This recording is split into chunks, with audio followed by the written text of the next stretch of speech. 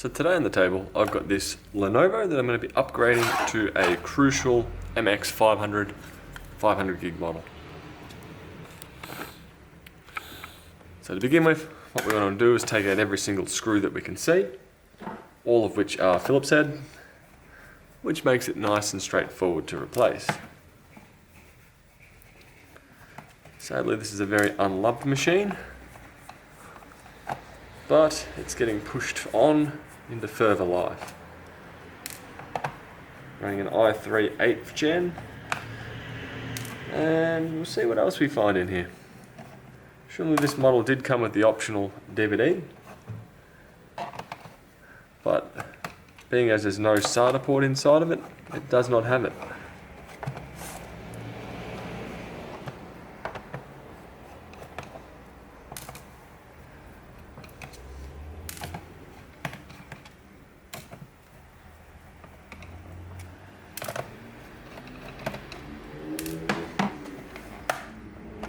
Now with all those screws removed, I'm going to start pulling in the corner. As you can see, we are lifting up, and we are in. So here, what else can we see? So looking at the inside of this Lenovo ideapad 130, we have a single RAM slot here, which on this particular one is a 4 gig stick that we've got. If you were wanting to change the RAM on this one, pull the tabs out, the RAM will flick up, and from there you can pull it out from there. So as we see on this one, my focus will come in.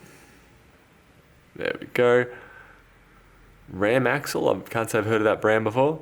We're running 4 gig of 2666 megahertz. The reinstallation process is easy. We slot it in on an angle and push down. So you'll just see that now. In on an angle, down, and we're in. Also, let's have a look at the ports while we're here. As we can see, the power jack itself is soldered directly to the mainboard, which means repair of that would be a bit more difficult. Well, if you don't have a hot air station or a soldering iron, virtually impossible. We have the CPU under here. We have a removable CPU fan over here, which if I zoom in a bit further, we should almost be able to make it the model number down here. We'll move it over a bit further. We have a Wi-Fi card. This one looks to be, doesn't actually have the brand name on there. I see Lenovo written on there, but not an actual proper brand. If we go down further, we have a replacement battery, which is a 30 watt hour. Replacement of the battery is pretty straightforward. We have one battery connector here, which this black bit would pull backwards to release. And then we just have a few screws. 1, 2, 3, lift up and out. So that's straightforward. As I mentioned about the DVD drive missing, there would be an optional daughter board that can click into here.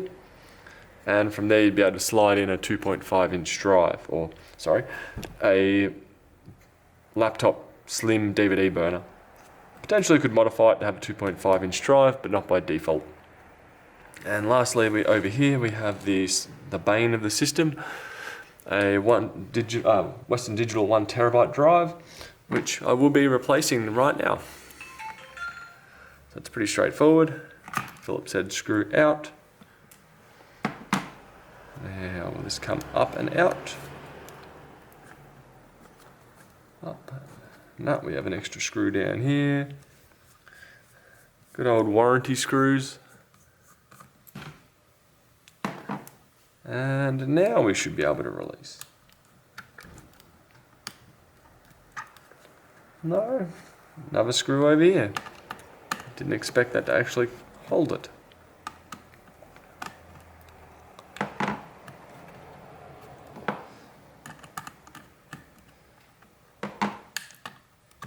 There we go, we're out now. From here there's 4 Phillips head screws we need to undo. And then we just need to put the drive back into its original orientation. So we'll take those 4 screws out now. 1, 2, 3. All these screws are identical in size. 4. Up, out. Spin that around the same way as the other drive. Like that. And then 4 screws back in. I'm expecting to get a considerable performance gain out of this, considering right now the login screen is usually sitting there for close to about a minute and a half before it's actually usable. And the biggest culprit I normally put it down to is hard drives. Especially being an 8th gen i3, it should have plenty of speed.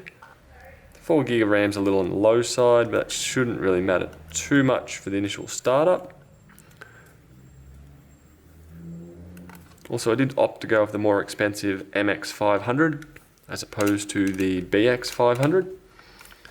Both would still be an alright upgrade. This one has a bit more performance to it in sustained read and writes.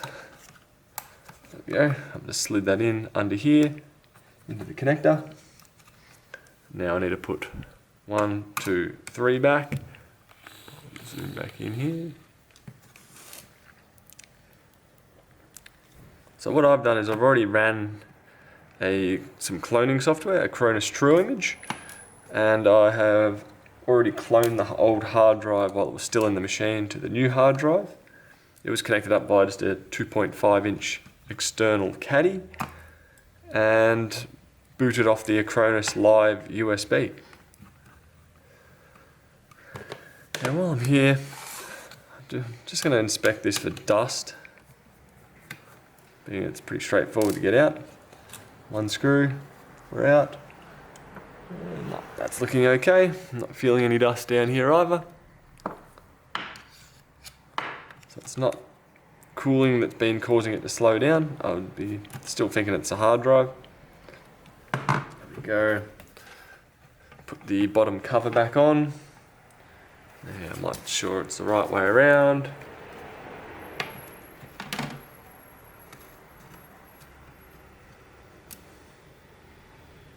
Did have a cable escape up here.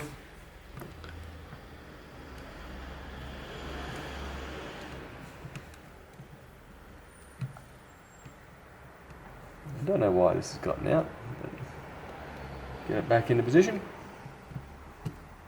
There we go. I will need to slide it over this I/O ports to begin with. So I slide it over them and back. There we go. Then proceed to push it around and pinch it together.